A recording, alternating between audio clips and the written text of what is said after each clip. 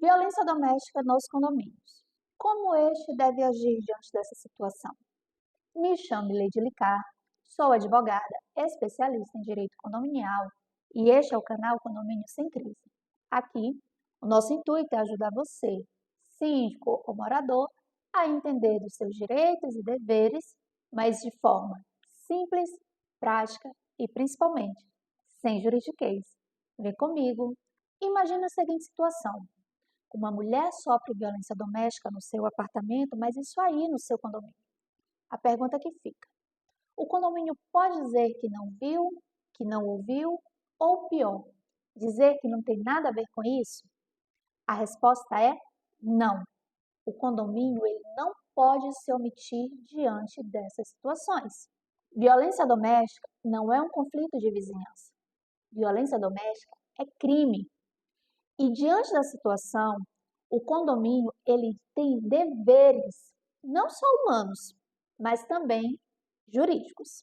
Primeiro ponto essencial: o condomínio ele não investiga, ele não julga, muito menos interfere na vida privada. Mas ele não pode ser omisso diante de uma situação grave. Se houver pedido de socorro, pedidos de ajuda ou risco iminente, a obrigação do condomínio é acionar a polícia através do número 190. E isso não é abuso nem exagero. A gente está diante de uma proteção à vida. Agora, um ponto importante. O síndico, ele tem um dever estabelecido pelo Código Civil de garantir a segurança dos locais, das áreas comuns do condomínio e das pessoas que ali estão. Portanto, se ele tiver ciência da violência, se ele tiver ciência do risco iminente, obrigatoriamente o síndico precisa agir. E quando eu falo do síndico agir, é justamente para que o condomínio não seja responsabilizado por omissão. Mas esse dever agir do síndico não está pautado na ideia de resolver as coisas internamente. Só internamente, na verdade. Por quê? Porque isso é um erro. E garanto a vocês, um erro muito comum. A gente está falando de crime. A gente não está falando de uma conduta que não está tipificada. O papel do condomínio é, diante de situações como essa, graves, precisa acionar a polícia. Um outro ponto importante, ele precisa preservar as provas, seja o registro da portaria, seja o armazenamento das imagens do circuito interno do condomínio. Ele precisa orientar os moradores e os colaboradores do condomínio a não serem omissos diante da situação. Se testemunhar, poderem falar o que ouviram ou o que viram. E, principalmente, o condomínio precisa preservar a identidade da vítima, para que isso não gere constrangimento para ela.